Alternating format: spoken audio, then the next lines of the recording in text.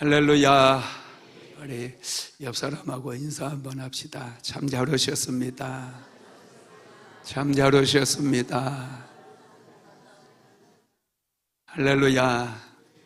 하루 종일 또 일터에서 일하고 피곤하고 또 고난주간 새벽 특별 기도회로 정말 열심을 다해서 기도하고 하루 종일 많이 힘들 것 같아요. 그렇지만 얼굴 보니까 기쁨이 넘칩니다. 은혜가 넘치는 것 같아요. 여러분, 이렇게 특별 새벽 기도회나 또 우리가 특별 기도회 이런 게 참 좋은 이유는 이 합심으로 우리가 함께 기도하게 되면 영적인 에너지가 막 축적이 되어지는 거예요. 이 영적인 에너지가 축적이 되어지면 어느 순간 막힌 담을 확 뚫어버리는 강력한 능력이 되거든요. 그래서 오늘 새벽 예배에도 승리하신 분들이 다 오셨는데 오늘 이 요한복음 시리즈 18장, 19장 우리가 예수 그리스도의 십자가의 고난 이 시리즈 말씀으로 말씀을 전하고 있는데 오늘이 요한복음 18장, 19장 시리즈 말씀 마지막 편입니다. 오늘 말씀을 통해서 우리의 삶에 기적이 일어나고 또 역사가 일어나며 우리의 믿음은 성장하고 하나님의 은혜는 더 풍성하게 부어지게 될 줄로 믿습니다. 우리 다시 한번 옆 사람하고 인사합시다. 은혜 받읍시다. 은혜 받읍시다. 은혜 받읍시다. 할렐루야. 은혜 받으면 됩니다. 은혜 받으면 역사가 일어납니다. 오늘은 십자가의 은혜, 이런 제목의 말씀입니다. 예수님께서는 우리를 구원하시기 위해서 십자가를 지셨습니다. 십자가는 살리는 능력이에요. 죄로 인해 죽었던 우리를 십자가가 살려냈습니다. 우리는 산 사람이 된 줄 믿으시기 바랍니다. 그런데 여러분, 그걸 아십니까? 마귀는 죽은 사람은 공격하지 않는다는 거. 마귀는 살아있는 사람만 골라서 공격을 해요. 여러분들이 열심히 기도할 때, 열심히 깨어서 기도할 때 마귀가 또 공격할 수 있다는 것을 항상 기억해야 됩니다. 마귀는 죽은 사람을 절대로 공격하지 않아요. 질병도 죽은 사람을 공격하지 않아요. 죽은 사람에게 암병 생기는 거 봤어요? 죽은 사람은, 바이러스도 죽은 사람은 공격하지 않아요. 세균도 죽은 사람은 공격하지 않아요. 살아있는 사람에게만 들러붙는 거예요. 그러니 저와 여러분은 깨어 살아있어야 돼요. 어둠의 영들과 치열하게 싸워서 우리는 승리해야 된다는 거 믿으시기 바랍니다. 마귀가 살아있는 사람들을 공격해서 무기력증에 빠지게 만들어요. 오늘날 많은 그리스도인들이 무기력증에 빠져 있어요. 선교사들도 목회자들도 무기력증에 빠져 있어요. 무기력증에 빠진 사람들은 여러분 영적으로 죽어 있는 거나 마찬가지예요. 아무것도 안 해요. 그냥 시간을 너무 소홀히 여기고 자기가 마땅히 해야 될 일을 하지 못하게 만든다는 거예요. 청소도 안 하는 사람들 많아요. 집에 설거지통에 보면 아침에 먹은 거, 점심에 먹은 거, 저녁에 먹은 거 가득 쌓여 있는 집이 많아요. 쓰레기통을 언제 비웠는지, 한 달이 됐는지 두 달이 됐는지 쓰레기통이 꽉 차 있으면 그 위에다 또 계속 쌓아나가요. 영적인 무기력증이에요. 마귀는 우리로 하여금 이런 무기력증에 사로잡히게 만드는 거예요. 우리는 깨어나야 돼요. 깨어나면 보이는 거예요. 보이면 열심을 다해서 우리가 청소도 하고 쓰레기도 버리고 또 영적으로도 이 무기력증에서 벗어나니 새로운 길이 보이는 거예요. 할렐루야. 한 남자가 기도원에 들어가서 쉬지 않고 기도한 지 3년째가 됐어요. 하늘에서 갑자기 소리가 들려왔대요. 내 정성이 가리켜서 3가지 소원을 들어주겠다 그런 거예요. 그러니까 남자가 감동을 받아가지고 하나님, 세상에서 제일 멋진 집을 한 채 주세요. 딱 그런 거예요. 첫 번째 소원. 정말 멋있는 집이 쫙 펼쳐지는 거예요. 잔디밭이 쫙 깔리고. 와, 그리고 이제 두 번째 소원을 딱 얘기를 하는 거예요. 하나님, 최고급 승용차를 한 대 주세요. 벤츠, 김정은이 타고 다닌 벤츠가 쫙 나와. 그리고 이번에는 마지막으로 하나님, 세계에서 최고의 여자를 저에게 주십시오. 그랬더니 테레사 수녀가 딱 나타나더래.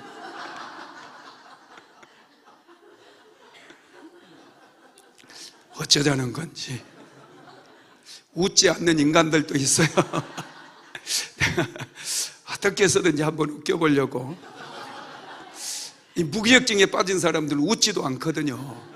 그래서 이 무기력증을 탈피시키기 위해서 열심히 인터넷을 뒤져가지고 지금 준비를 해왔는데, 안 웃은 사람이 있어. 한 가지 더 할게요. 한 남자가 술에 취해가지고 집에 가다가 낡은 냄비 하나를 딱 주웠대요.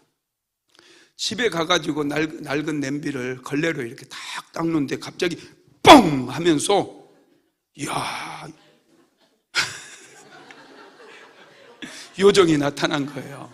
그래서 야, 너에게 3가지 소원을 들어주겠다 그런 거예요. 그러니까 이 남자가 곰곰이 생각하다가 아무리 부어도 떨어지지 않는 술병을 하나 주세요 그런 거예요. 정말로 이 술병이 아무리 따라도 술이 계속 나오는 거예요. 와, 기가 막히지 않습니까? 너무 행복한 거예요. 이제 갑자기 또 요정이 그러면 2번째 소원, 3번째 소원 더 얘기해야 되죠. 그랬더니 똑같은 술병으로 2개 더 주세요.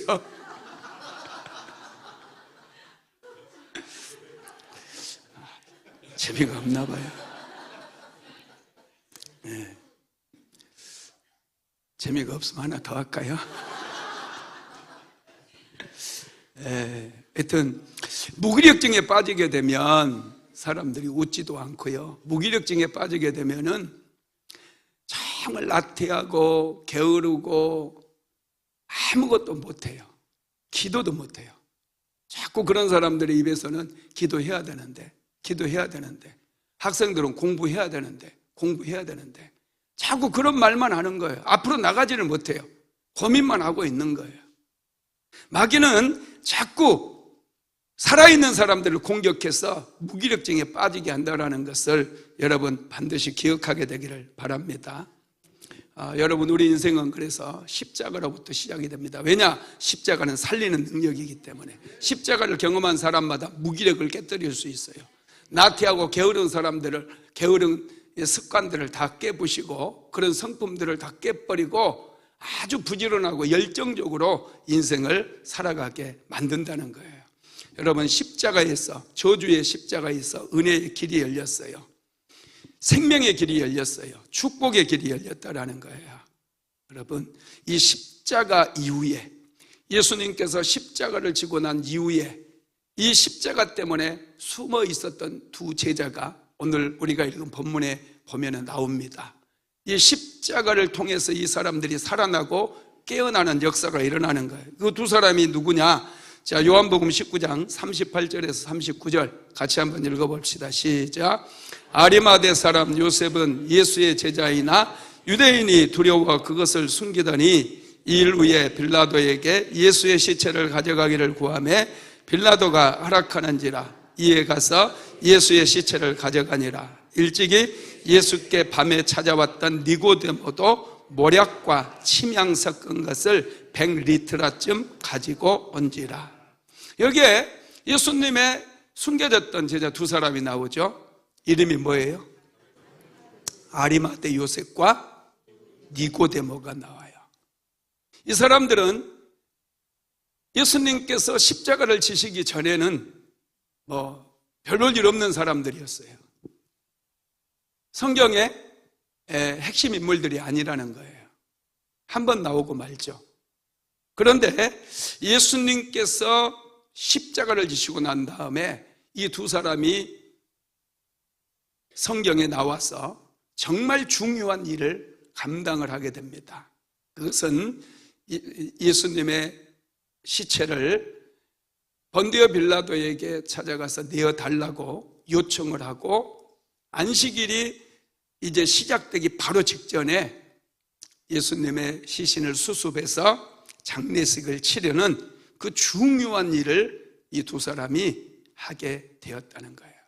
십자가 앞에서 이 두 사람은 영적으로 깨어나게 되고 영적으로 살아나게 된 것입니다. 자, 마가복음 15장 43절 같이 한번 읽어봅시다. 아리마대 사람 요셉이 와서 당돌이 빌라도에게 들어가 예수의 시체를 달라 하니 이 사람은 존경받는 공회원이요 하나님의 나라를 기다리는 자라. 아리마대 사람 요셉, 이 사람이 이제 예수님께서 십자가에 못 박힌 그 곳에 오게 되는 것이죠. 이 아리마대 요셉은 여러분 부자였고요. 이 사람 역시 사내들인 공회 회원이었어요. 굉장히 수준이 높은 그런 사람이었다라는 것이죠. 이 아리마대 요셉이 자기 가족들이 사용하기 위해서 새로운 묘지를 만들어 놨었는데 그 묘지를 예수님 장례를 치르는 묘지로 내어주게 되는 그런 역할도 하게 됩니다. 여러분, 그럼 니고데모도 또 나오는데요. 니고데모는 어떤 사람인지 볼까요? 자, 요한복음 19장 39절 시작. 일찍 예수께 밤에 나왔던 니고데모는 모략과 침향 섞은 것을 100근쯤 가지고 온지라. 니고데모는 요한복음 3장에서 밤에 예수님을 찾아왔던 그 사람이에요. 니고데모가 예수님을 찾아와서 랍비여, 당신은 하나님께로부터 오신 선생인 줄 내가 아나이다, 이렇게 얘기를 하잖아요. 그때 예수님께서는 니고데모에게 사람이 거듭나지 않으면 하나님 나라에 들어갈 수 없느니라 바로 단도직입적으로 말씀을 하셔요. 니고데모가 왜 왔는지를 예수님은 다 알고 있기 때문에 바로 답변을 해주시는 거예요. 그때 니고데모가 사람이 어떻게 늙었는데 다시 거듭날 수 있습니까? 어머니의 모태에 들어가서 어떻게 다시 나올 수 있습니까? 그러잖아요. 그때 예수님께서 사람이 물과 성령으로 거듭나지 않으면 하나님 나라에 들어갈 수 없다는 거예요. 물과 성령으로 거듭나야 된다. 이 비밀을 니고데모에게 말씀해 주거든요. 그런데 니고데모가 그렇습니까? 알겠습니다. 저도 이제 부지런히 예수님을 따라다니면서 이제 저도 예수님의 도를 좀 배우겠습니다, 이렇게 했습니까? 아니죠. 예수님을 떠나가 버리거든요. 그 뒤로 우리는 니고데모가 예수를 믿었는지 안 믿었는지 도대체 알 수가 없어요. 왜냐하면 요한복음 3장에만 나오거든요. 유일하게 요한복음 3장에만 나와요, 앞부분에는. 그러다가 갑자기 요한복음 19장에서 모략과 침향 섞은 거 100근을 가지고 와가지고 예수님을 시신을 수습하고 장례를 하는 일에 동참하는 그 니고데모의 모습을 우리가 볼 수 있다는 거예요. 니고데모가 예수님의 십자가를 보고 그는 깨어난 거예요. 그는 살아난 거예요. 그는 회복된 거예요. 믿음을 회복한 거예요. 예수님의 십자가는 살리는 능력입니다. 예수님의 십자가는 회복의 능력이에요. 치유의 능력이에요. 십자가에는 놀라운 은혜가 있습니다. 여러분, 예수님께서 십자가에 돌아가실 때 어떤 일이 일어났습니까? 성소의 휘장이 찢어져 버려요. 자, 누가복음 23장 44절에서 46절까지 같이 읽어봅니다. 때가 제 6시쯤 되어 해가 빛을 잃고 온 땅에 어둠이 임하여 제 9시까지 계속하며 성소의 휘장이 한가운데가 찢어지더라. 예수께서 큰 소리로 불러 이르시되 아버지, 내 영혼을 아버지 손에 부탁하나이다 하고 이 말씀을 하신 후에 숨지시니라. 아멘. 여러분, 예수님께서 십자가에 못 박혀 돌아가실 때 성소의 휘장이 찢어진 거예요. 예수님께서 제9시, 우리 시간으로 하면은 오후 3시쯤 이렇게 운명하시게 되는데 그때 성소의 휘장이 찢어졌다는 거예요. 여러분, 휘장 안쪽에는 여러분 지성소가 있습니다. 이 지성소에는 하나님의 언약궤, 법궤라고도 하는 언약궤가 있고요. 대제사장이 1년에 한 번 대속죄일에 지성소에 들어갈 수 있어요. 어린 양의 피를 받아가지고 지성소에 들어가. 이 언약궤가 있는데 언약궤의 뚜껑을 우리는 시은자라고도 얘기하고 속죄소라고도 얘기합니다. 그 속죄소에 어린 양의 피를 뿌리는 거예요. 그러면 하나님께서 이스라엘 백성들의 죄를 용서하시고 더 이상 보지 않아요. 특별히 이스라엘 백성들이 출애굽하면서 광야에서 지었던 대표적인 죄가 3가지 죄가 있어요. 그게 여러분 뭡니까? 만나를 먹고도 여러분 그 만나가 맛이 없니 어쩌니 고기를 달라고 외쳤던 거 아시죠? 그래서 여러분 언약궤 안에 이 만나를 담는 항아리를 만나를 담아서 넣어놨어요. 그리고 모세의 쌍난 지팡이가 있죠. 모세의 쌍난 지팡이도 모세에 대한 반역죄를 이스라엘 백성들이 졌거든요. 그래서 그것을 언약궤 안에 넣어놓으라고 그랬어요. 그리고 십계명 돌판도, 십계명을 받고 있을 이스라엘 백성들은 금송아지를 만들어 놓고 그것이 자신들을 애굽 땅에서 인도해낸 여호와라고 막 축제를 벌이고 있었거든요. 그래서 모세가 그 십계명 돌판을 그냥 깨뜨려 버리잖아요. 하나님께 다시 그 돌판을 주셨거든요. 이건 불순종의 상징들이에요. 다 하나님의 말씀을 거역하는 그 상징들, 이 3가지를 언약궤 안에 넣어놨었거든요. 그리고 1년에 한 번씩 이 대제사장이 들어가서 속죄소 위에 어린 양의 피를 뿌리면 하나님께서 그들의 죄를 보지 않고 덮어주시는 거예요. 이스라엘 백성들이 1년 동안 지은 모든 죄들을 하나님께서 그냥 덮어주시는 그거라는 거예요. 여러분, 이 속죄소가 또 다른 말로 하면은 또 은혜의 보좌이기도 합니다. 구약 시대에는 대제사장들만 1년에 한 번씩 속죄소에 들어가서 이 백성들의 죄를 사할 수 있도록 어린 양의 피를 속죄소 위에 뿌렸는데, 예수님께서 십자가에 못 박혀 죽으심으로 인해서 지성소로 들어가는 새로운 길이 열려진 거예요. 그래서 여러분, 우리는 누구든지 이제 예수의 피를 힘입어서 성소에 들어갈 담력을 얻게 된 거 믿으시기를 바랍니다. 예수님께서 여러분 십자가에 죽으실 때 어떤 일이 일어났느냐? 첫 번째, 은혜의 보좌 앞으로 가는 길이 열렸어요. 은혜의 보좌 앞으로 가는 길이 여러분 열려진 거, 이게 아주 중요합니다. 출애굽기 26장 33절 한번 읽어봅시다. 그 휘장을 갈고리 아래에 늘어뜨린 후에 증거궤를 그 휘장 안에 들여놓으라. 그 휘장이 너희를 위하여 성소와 지성소를 구분하리라 그랬어요. 여러분, 이 휘장이 성막과 성소와 지성소 사이를 가로막고 있었다라는 거예요. 그런데 여러분 지성소로 들어가는 이 휘장이 갈라지게 되므로 은혜의 보좌 앞으로 나아가서 우리도 하나님 앞에 기도하고 은혜도 받고 축복받을 수 있는 그 길이 열린 것 믿으시기 바랍니다. 그래서 여러분, 이 성소의 휘장이 가리키는 것은 예수님의 육체를 상징하는 거예요. 휘장은 예수님의 육체를 상징해요. 자, 히브리서 10장 19절로 20절 같이 읽어봅니다. 그러므로 형제들아, 우리가 예수의 피를 힘입어 성소에 들어갈 담력을 얻었나니 그 길은 우리를 위하여 휘장 가운데로 열어놓으신 새로운 살 길이요, 휘장은 곧 그의 육체니라. 휘장은 곧 그의 육체라고 그랬어요. 그의 육체는 누구의 육체입니까? 예수님의 육체를 얘기하는 거예요.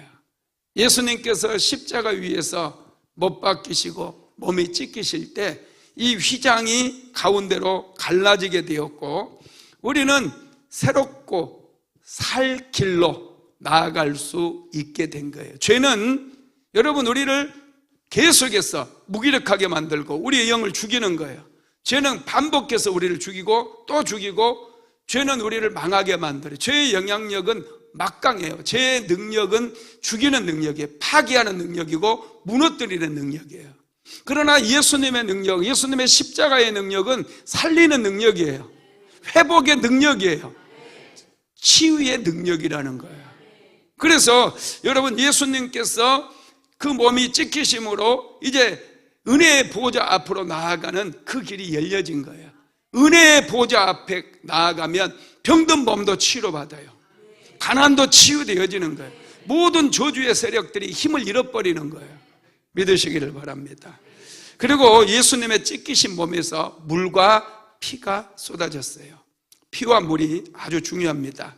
성경에는 피는 생명이고 피가 없으면 제사함이 없다고 말씀하고 있거든요. 여러분, 피는 생명이에요. 예수님께서 십자가에 못 박히셔서 피도 쏟으시고 옆구리가 창에 찔릴 때 엄청나게 많은 물도 쏟아졌습니다. 우리는 이 물과 피를 통해서 제사함을 얻게 되는 것이죠. 여러분, 제사장은 대제사장은 1년에 한 번씩 휘장을 지나서 지성소로 들어갈 때 그냥 들어가지 않고 항상 피를 가지고 들어갔어요. 히브리서 9장 7절 읽어봅니다. 오직 둘째 장막은 대제사장이 홀로 1년에 한 번 들어가되 자기와 백성의 허물을 위하여 드리는 피 없이는 아니하나니 피를 가지고 들어갔어요. 저와 여러분도 은혜의 보좌 앞에 나아가서 하나님 앞에 기도하고 하나님 앞에 은혜를 얻기 위해서는 예수의 피를 가지고 들어가는 거예요. 예수님의 피, 예수님께서 십자가 위에서 흘리셨던 그 보혈을 우리가 의지해서 그 보혈로 덮고 나아가야 된다라는 것입니다. 히브리서 9장 12절도 한번 읽어보겠습니다. 염소와 송아지의 피로 하지 아니하고 오직 자기의 피로 영원한 속죄를 이루사 단번에 성소에 들어가셨느니라. 예수님의 피가 여러분 우리를 거룩하게 만드는 거예요. 우리를 깨끗하게 만들어요. 우리를 치유하는 거예요. 우리를 살리는 거예요. 세 번째로 찢어진 휘장 가운데로 새로운 살 길이 열렸습니다. 히브리서 10장 19절로 20절 시작. 그러므로 형제들아 우리가 예수의 피를 힘입어 성소에 들어갈 담력을 얻었나니 그 길은 우리를 위하여 휘장 가운데 열어놓으신 새로운 살 길이요 휘장은 곧 그의 육체니라. 휘장이 찢어지면서 새로운 살 길이 열렸다는 거예요. 죄로 인해서 우리는 죽게 되었고 죽을 길로 망할 길로 밖에 가지 못했어요. 그런데 예수님께서 새로운 살 길을 열어주심으로 우리는 이제 모든 저주가 끊어지고 은혜 아래 축복 아래 살아갈 수 있게 된 줄로 믿으시기 바랍니다. 여러분, 아담의 죄로 인해서 생명나무 길로 가는 길이 막혀버렸어요. 생명을 얻을 수가 없었어요. 에덴 동산에는 생명나무와 선악을 알게 하는 나무 두 종류의 나무가 동산 중앙에 있었잖아요. 그런데 아담과 하와가 선악을 알게 하는 나무의 실과를 먹고 난 다음에 여러분, 선악을 알고 난 이 죄인이 돼버린 다음에 생명나무의 실과를 먹고 영원히 살아버리면 이건 안 되는 일이거든요. 그래서 하나님께서는 생명나무 가는 길을 막아버립니다. 창세기 3장 24절 읽어봅시다. 이같이 하나님이 그 사람을 쫓아내시고 에덴 동쪽에 그룹들과 두루 도는 불칼을 두어 생명나무 길을 지키게 하시니라. 생명나무 길로 가지 못하도록 하나님께서 그룹 천사들을 보내서 지키고 있다라는 것이죠. 생명나무 길로 가는 길이 없어요. 그래서 하나님께서는 생명나무 대신에 예수 그리스도를 우리에게 보내주시고 예수 그리스도께서 십자가에 못 박혀 죽게 하심으로 인해서 새로운 살 길을 열어주신 거예요. 생명나무 길을 여러분 열어주셨다라는 것, 살 길을 열어주신 줄 믿으시기 바랍니다. 여러분, 이 길이 여러분 살 길이고 은혜의 길이에요. 우리는 십자가를 통해서만이 살 수 있는 길을 찾을 수가 있다라는 것입니다. 마귀는 우리를 끊임없이 공격해서 우리를 쓰러뜨려요. 무기력하게 만들어요. 우리를 죽게 만든다는 거예요. 죄에 넘어지게 만든다는 거예요. 영원히 꺼지지 않는 지옥불로 우리를 끌고 가려고 그래요. 그럼 마귀는요, 우리를 자꾸 공격해서 수치심도 또 죄책감도 갖게 만든다는 거예요. 하나님께서는 이미 저와 여러분의 죄를 다 용서해 주셨다는 거 믿으시기 바랍니다. 그래서 우리는 항상 자신감이 필요해요. 믿음이 필요해요. 믿음으로 하나님께 나와서 하나님께 기도하고 믿음으로 선포하는 그런 인생을 살아야 됩니다. 두 번째로 예수님께서 십자가에 못 박히실 때 하나님의 도움을 받는 길이 열렸어요. 자, 히브리서 4장 16절 한번 같이 읽어봅니다. 그러므로 우리는 긍휼하심을 받고 때를 따라 돕는 은혜를 얻기 위하여 은혜의 보좌 앞에 담대히 나아갈 것이니라. 돕는 은혜를 얻기 위하여 은혜의 보좌 앞에 담대히 나아갈 것이니라, 이렇게 말씀하고 있어요. 여러분, 이 돕는 은혜, 하나님께서 우리를 도와주시는 은혜가 은혜의 보좌 앞에 있는 거예요. 이것은 예수님의 십자가를 통해서 열려진 길이라는 거예요. 하나님께서는 우리를 도와주시는 줄 믿으시기 바랍니다. 죄에 쓰러지지 않도록 하나님은 우리를 도와줘요. 죄에 넘어지지 않도록 우리를 도와주시는 분이에요. 우리가 저주 가운데 살지 않도록, 하나님의 축복 가운데 살 수 있도록 하나님은 우리를 도와주시는 분임을 믿으시기를 바랍니다. 여러분, 십자가는 이스라엘 백성들이 생각하는 십자가는 저주의 십자가거든요. 그래서 나무에 달린 자마다 하나님께 저주를 받았다고 신명기서는 말씀하고 있잖아요. 그런데 여러분, 예수님께서는 예수님의 죄 때문에 저주를 받은 게 아니라 저와 여러분의 죄를 대신해서 십자가에 못 박혀 죽으신 거예요. 그래서 이 십자가를 통해 하나님께서는 새로운 살 길도 열어주시고 돕는 은혜를 받을 수 있는 그 길도 열어주신 것인 줄 믿으시기 바랍니다. 여러분, 예수님께서는 십자가에서 처절하게 그렇게 돌아가셨는데요, 이제 나중에 사도 요한이 환상 중에 천상에 올라가는 모습이 요한계시록에 나와 있잖아요. 요한복음 4장에서 하나님의 음성이 들려요. 올라오라. 엄청난 청천벽력 같은 그런 음성이 사도 요한에게 팍 들리는 거예요. 올라와라. 그래서 사도 요한이 성령에 감동돼 가지고 천상에 탁 올라가게 되거든요. 그리고 천상에서 보니까 하나님의 영광의 보좌가 보이거든요. 그리고 예수님이 어떤 분인가가 그가 보게 되고 알게 되고 엄청나게 놀라죠.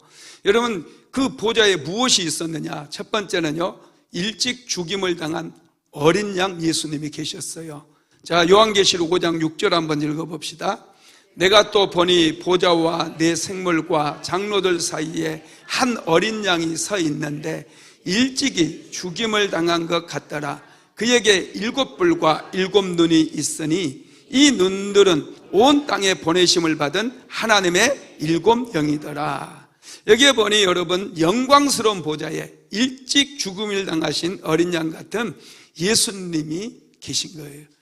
사도 요한이 올라오라고 해서 이 천상에 올라가서 하나님의 보좌를 봤는데 그곳에 예수님이 계셨어요. 그리고 그분의 옷을 보니 피가 뿌려져 있었습니다. 요한계시록 19장 13절 한번 읽어봅시다.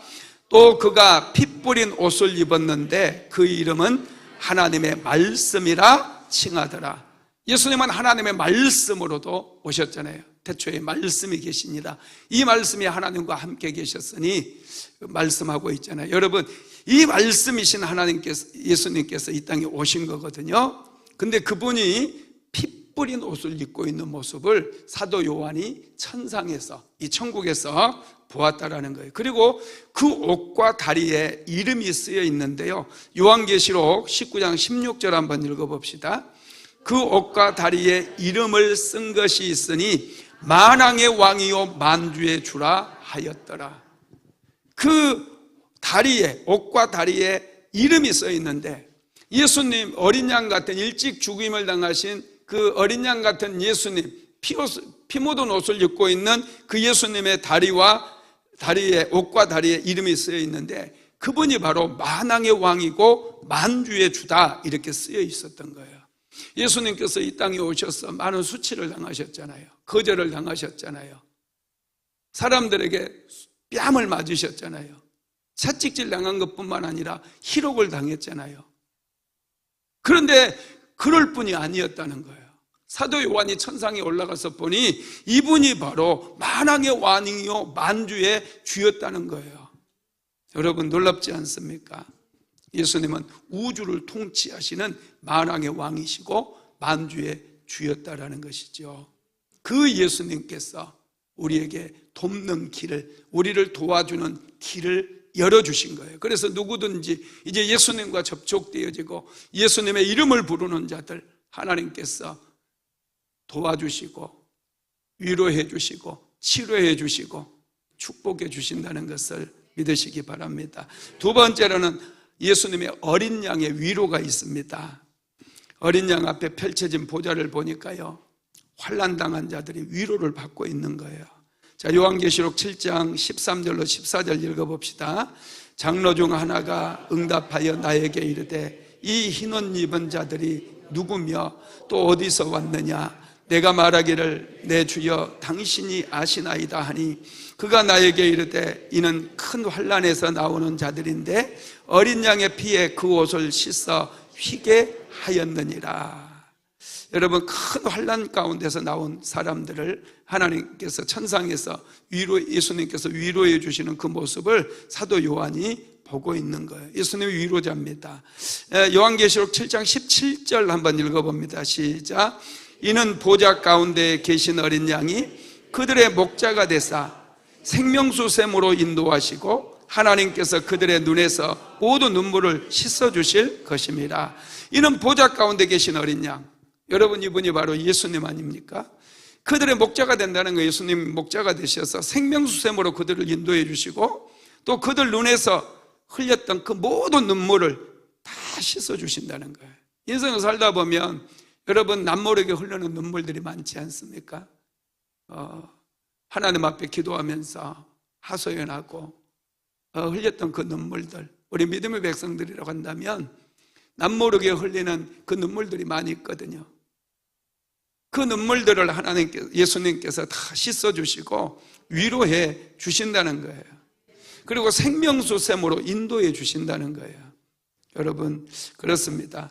예수님은 위로자이셔요. 우리가 돕는 은혜를 얻기 위해서 하나님의 보좌 앞으로 나아가 하나님의 이름을 부를 때 예수님은 우리의 눈물을 닦아주셔요. 우리를 위로해 주시는 거예요.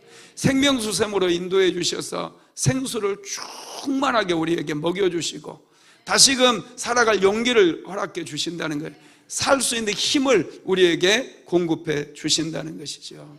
그리고 여러분, 은혜의 보좌 앞에서는 생수의 강물이 흐르는 거예요. 자, 요한계시록 22장 1절로 2절 읽어봅시다. 또 그가 수정같이 맑은 생명수의 강을 내게 보이니 하나님과 및 어린 양의 보좌로부터 나와서 길 가운데로 흐르더라.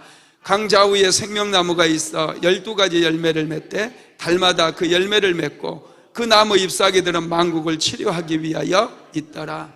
은혜의 보좌 앞으로 우리가 나아가게 되면 그 은혜의 보좌 앞에서 흘러내리는 이 생명수를 우리가 마실 수가 있게 되는 거예요. 여러분, 우리가 이 요한계시록 22장 1절로 2절 말씀은 구약 어떤 성경에서 보았습니까? 에스겔서에서 보았잖아요. 에스겔서 48장에서 여러분 동일한 말씀을 우리가 보았지 않습니까? 이 에스겔서에서 보았던 이 생수에 대한 말씀이 요한계시록에 그대로 나오게 되는데, 예수님께서 십자가에 못 박혀 돌아가실 때 예수님의 몸에서 피가 쏟아졌어요. 그리고 물도 쏟아졌습니다. 이 두 가지가 다 쏟아진 거예요. 이 두 가지 중에 여러분, 피는 우리의 죄사함을 위한 피잖아요. 물은 여러분, 우리에게 생수를 공급해주는 그것을 상징하는 거예요.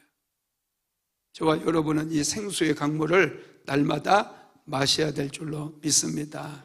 우리가 이 땅에 살면서 가장 중요한 것은 구원받는 것입니다. 구원은 예수 그리스도의 핏부름을 통해서 이루어지는 것이죠. 그래서 사도 베드로는 이렇게 말합니다. 베드로전서 1장 2절 한번 같이 읽어볼까요? 시작. 곧 하나님 아버지의 미리 하심을 따라 성령이 거룩하게 하심을 순종함과 예수 그리스도의 핏부림을 얻기 위하여 택하심을 받은 자들에게 편지하노니 은혜와 평강이 너희에게 더욱 많을지어다. 여러분, 우리가 선택받은 것은 핏부림을 받기 위해서예요. 예수 그리스도의 핏부림을 통해서 저와 여러분은 구원을 얻게 되거든요. 모든 저주 가운데서 해방되거든요. 그리고 우리는 은혜의 보좌 앞으로 나아갈 수 있는 그 길을 우리는 그 길로 나아갈 수가 있게 된 것입니다. 예수님께서 몸이 찢기실 때 또 피가 나왔을 뿐만 아니라 물이 흘러나왔는데 이 물은 우리의 영혼을 살아나게 만들고 활력 있게 만드는 그런 물입니다. 그래서 에스겔서 말씀을 한번 읽어볼까요? 에스겔 47장 1절 시작. 그가 나를 데리고 성전문에 이르시니 성전의 앞면이 동쪽을 향하였는데 그 문지방 밑에서 물이 나와 동쪽으로 흐르다가 성전 오른쪽 제단 남쪽으로 흐르더라. 성전에서 물이 나온 거예요. 여러분, 이것이 교회잖아요. 교회는 하나님의 은혜의 보좌 앞이에요. 하나님의 교회는 너무나 소중한 거예요. 교회를 하찮게 생각하게 되면 은혜를 입을 수가 없어요. 영원히 살 수가 없는 거예요. 교회를 생명처럼 소중히 여기고 열심을 다해서 이 교회에 나와서 돕는 은혜를 우리가 누려야 돼요. 하나님께서 부어주시는 생수의 강물을 우리가 먹고 마셔야 된다는 거예요. 여러분, 물이 흘러가니까 어떤 일이 일어납니까? 죽었던 바다가 살아나고 바다가 사니까 고기들이 몰려옵니다. 에스겔 47장 9절에서 10절입니다. 시작. 이 강물이 흐르는 곳마다 번성하는 모든 생물이 살고 또 고기가 심이 많으리니 이 물이 흘러들어가므로 바닷물이 되살아나겠고 이 강이 이르러서는 각처의 모든 것이 살 것이며 또 이 강가에 어부가 설 것이니 엔게디에서부터 에네글라인까지 그물 치는 곳이 될 것이라. 그 고기가 각기 종류를 따라 큰 바다의 고기같이 심이 많으려니와. 여러분, 이 물이 생수가 흘러가는 곳마다 살아나는 역사가 일어나는 거예요.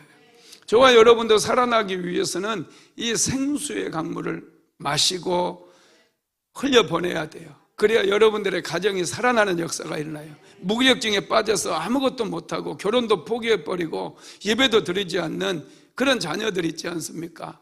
이 생수의 강물이 흘러가야 돼요. 이 생수의 강물이 내가 충만해져서 흘려보내게 될 때 죽었던 가정, 무기력증에 빠져 있었던 자녀들, 무기력증에 빠져 있는 남편 다 살아나고 회복되는 그런 역사가 일어나요. 우리는 무기력증에 잡혀 있으면 안 돼요. 이건 여러분, 기도하지 않아서 무기력증에 잡히는 거예요. 내가 늘 강조하는 말이 있죠. 배후에 있는 악한 영들과 싸워야 된다고. 혈과 육으로 싸워서는 안 돼요. 잔소리한다고 사람이 변화됩니까? 절대로 변화 안 됩니다.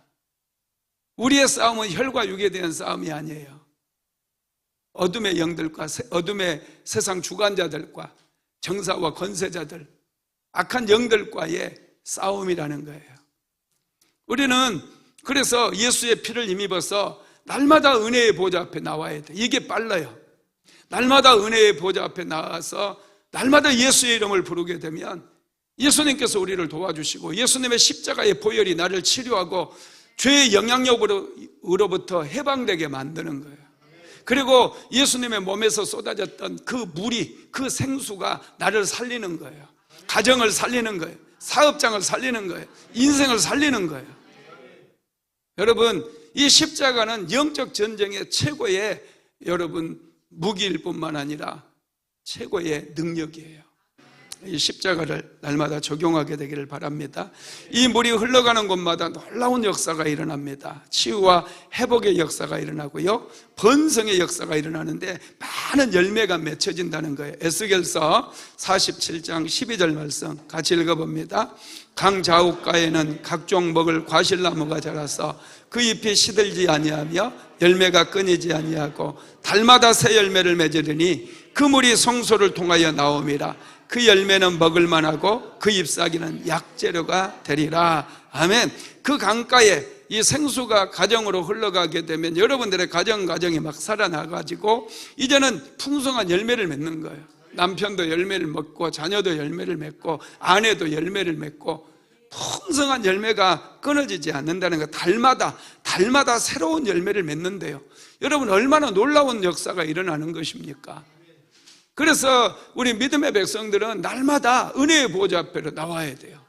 이 성소에, 이 생수의 강물이 흐르는 이 교회에 나와서 날마다 예수의 이름을 부르는 거예요. 예수의 이름으로 더 깊은 은혜 가운데로 들어갈 수 있어야 돼요. 여러분, 은혜라고 똑같은 은혜가 아니에요. 하나님의 은혜는 더 큰 은혜가 있어요. 더 큰 은혜 속에 들어가서 우리는 은혜의 바다에서 더 큰 은혜를 하나님께 구하고 더 큰 은혜를 받게 되어질 때 여러분, 매 달마다 새로운 열매가 맺혀지는 거예요. 자녀들이 살고 남편이 살고 아내가 살고 모두가 살아서 이제는 인생의 풍성한 열매가 가득가득 맺혀지는, 매 달마다 새롭게 맺혀지는 그런 인생을 살아가게 된다는 것입니다. 그래서 교회는 정말 중요해요. 교회는 살리는 곳이에요.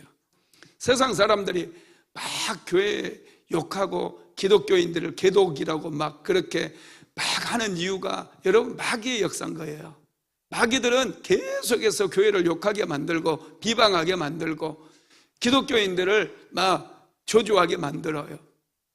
여러분, 그럼에도 불구하고 교회만이 유일하게 사람을 살리는 곳이에요. 그런 마귀의 역사는 우리가 기도로 물리쳐야 돼요. 혈과 육으로 싸우는 게 아니에요. 여러분, 영적으로 보면은 이 성소에서 흘러나오는 생수는요, 여러분, 교회를 통해서 흘러나온다는 거예요.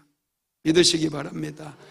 예수님의 보혈과 예수님의 생수가 우리 순복음 안디옥교에서 계속해서 흘러나와야 돼요. 그래야 이곳에 들어가며 나가며 영혼들이 살아나고 구원받는 그런 역사들이 일어나게 된다는 것이죠. 그래서 우리는 날마다 하나님의 은혜의 보좌가 열렸으니 휘장이 찢어지면서 예수님께서 십자가에 못 박혀 죽으시면서 이제 휘장이 찢어졌어요. 그런데 여전히 우리는 그 휘장에 가로막혀 있어요. 여전히 마음에 휘장을 치고 그냥 예수님께서는 이 휘장 가운데로 돕는 은혜를 얻기 위하여 날마다 하나님 앞에 나오라고 그랬는데 하나님께서 나를 찾아오라고 우리는 기다리고 있는지 몰라요. 은혜의 보좌 앞으로 우리는 나아가야 되는 거예요. 할렐루야. 말씀을 마무리하겠습니다. 날마다 하나님의 은혜의 보좌 앞에 나아가서 하나님의 도우심을 받게 되기를 예수님의 이름으로 축원합니다. 우리는 하루도 하나님의 도우심이 없이는 살아갈 수 없는 연약한 존재들이에요. 은혜 없이는 살아갈 수 없어요. 그래서 매일마다 우리는 돕는 은혜를 얻기 위해서 담대하게 은혜의 보좌 앞에 나아가야 돼요. 히브리서 4장 16절 다시 읽어보겠습니다. 그러므로 우리는 긍휼하심을 받고 때를 따라 돕는 은혜를 얻기 위하여 은혜의 보좌 앞에 담대히 나아갈 것이니라. 은혜의 보좌 앞에 나아가서 날마다 생수의 강물을 마셔야 돼요. 돕는 은혜를, 나를 도와주는 그 은혜를 경험해야 돼요. 맛보아 알아야 돼요. 그러면 하나님 앞에 나오는 건 너무 행복해요. 기도할 수 있는 게 얼마나 감사하고 얼마나 큰 축복인지 알게 되는 거예요. 그러다 보니 매 순간순간이 하나님 앞에 드려지는 예배가 되는 거예요. 죄는 한 길로 왔다 7길로 물러갈 수밖에 없어요. 그냥 무기력하게 흐리멍텅하게 인생을 살다 보니 자꾸 마귀가 와서 무기력하게 만들고 죄짓게 만들고 음란한 생각하게 만들고 게으르고 나태하게 만들고 집 청소도 하지 않고 대충대충 인생을 살아가게 만든다는 거예요. 여러분, 우리는 날마다 은혜의 보좌 앞에 나와서 은혜를 받아야 돼요. 그러면 내가 살다 보니 열정이 생겨요. 삶에 열정이 생깁니다. 기도도 매가리 없이 그냥 기도를 하는 건지 잠을 자고 있는 건지 그냥 그딴 기도는 기도가 아니에요. 그냥 자다가 졸다가 시간 돼가지고 오늘 기도했네 하고 기도 안 했거든. 여러분, 인생은 그렇게 사는 게 아니에요. 인생은 진하게 살아야 돼요. 인생은 진하게 살아야 돼요. 기도도 진하게 해야 돼요. 왜 범사에 진함이 없이 그냥 엷은 인생, 옅은 인생을 살려고 하십니까? 여러분, 인생은 진하게 사는 거예요. 진하게 살아야 돼요. 할렐루야. 옆 사람하고 인사합시다. 진하게 삽시다. 진하게 삽시다. 진하게 삽시다. 진하게 살기 위해서는 은혜의 보좌 앞에 나아가야 돼요. 은혜의 보좌 앞에 나아가서 우리가 은혜를 받아야 돼요. 돕는 은혜를 받아야 돼요. 그리고 생수의 강물을 매일매일 마시다 보면은 이 은혜가 막 고픈 거예요. 하나님 은혜가 고파요. 내가 은혜가 너무 고픕니다. 하나님 은혜를 아는 사람이 은혜가 고픈 거예요. 하나님 은혜가 너무 고파요. 하나님 더 주세요. 더 은혜를 내려주세요. 그래서 막 기도가 더 뜨거워지고 간절해지고 절박해지고 그냥 문제만 생기면 막 계속해서 더 금식하면서도 기도하고 그런 인생을 사는 거예요. 죽어 있으면 뭐 기도해야 돼? 뭐 그렇게 기도만 하고 어떻게 살아? 뭐 이상한 소리를 하는 거예요. 할렐루야. 우리가 살아야 돼요.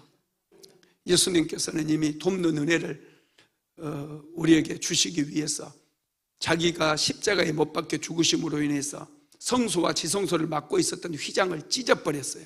이 휘장은 예수님의 육체라고 말씀하셨어요. 휘장이 열렸습니다. 이제 우리는 은혜의 보좌 앞에 나아가면 돼요. 그곳에는 생수가 있습니다. 그곳에는 하나님의 은혜가 있고 돕는 은혜가 있고 그곳에는 하나님의 축복이 있다라는 것 믿게 되기를 예수님의 이름으로 축복합니다. 몸이 아픈 분들은 아픈 곳에 손을 얹으세요. 문제가 있는 분들은 가슴에 손을 얹으시고 기도가 열려지고 또 영의 문이 열려지고 축복의 문이 열려지기를 소원하는 분들은 머리에 손을 얹으십시오. 우리는 새벽을 깨우며 고난주간 특별 새벽 기도회를 드렸어요. 이곳에 영적인 하나님의 은혜가 풍성합니다. 기름 부음이 강력합니다. 오늘 제가 기도할 때 질병이 치유되고 문제도 해결되고 새로운 돕는 은혜를 받기 위해 나아가는 그 은혜의 보좌가 열려지며 하나님의 축복이 부어질 줄로 믿습니다. 믿음으로 손을 얹으십시오. 믿음으로 손을 얹으세요. 고마우신 하나님 감사합니다. 월요일부터 금요일 새벽까지 새벽을 깨우며 살아계신 하나님을 예비하게 만들어주시고 우리 주 예수 그리스도의 이 땅에 오심을 우리가 생각하며 이 땅에 오셔서 우리를 위해서 고난당하시고 십자가 위에서 물과 피를 다 쏟으신 우리 주 예수 그리스도를 우리가 묵상하며 하나님 일주일을 보냈습니다. 오늘 이 밤에 사모하는 심령 가지고 우리 주 예수 그리스도의 이름을 힘입어서 담대히 돕는 은혜를 얻기 위하여 은혜의 보좌 앞으로 나아갑니다.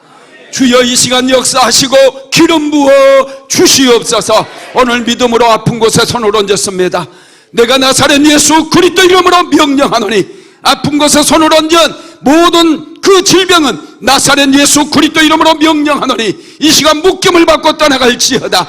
나사렛 예수 그리스도 이름으로 명령한다. 질병은 떠나갈지어다. 질병은 치료될지어다. 예수의 이름으로 치료될지어다. 예수의 이름으로 혹은 사라지고 예수의 이름으로 통증도 사라지고 예수의 이름으로 나사렛 예수 그리스도 이름으로 불면증도 떠나가고 우울증도 떠나갈지어다. 소화기관의 모든 질환도 예수의 이름으로 치료될지어다.